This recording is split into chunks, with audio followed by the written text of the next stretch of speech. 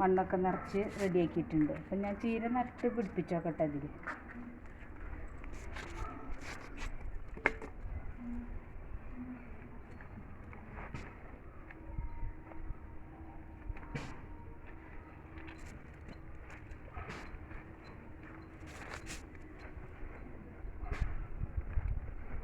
മുളക് വെക്കാൻ വേണ്ടിയിട്ടുള്ള ചട്ടിയിൽ മണ്ണൊക്കെ നിറച്ചതാണ്. മുളക് തൈ വാങ്ങിയിട്ടില്ല.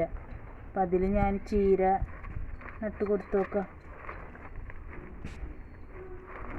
ചകിരിച്ചോറും വേപ്പിൻ പിണ്ണാക്കൊക്കെ നിറച്ചിട്ട് ചട്ടി റെഡിയാക്കിയിരിക്കണത്, അത് മണ്ണൊക്കെ ഇട്ടിട്ട്.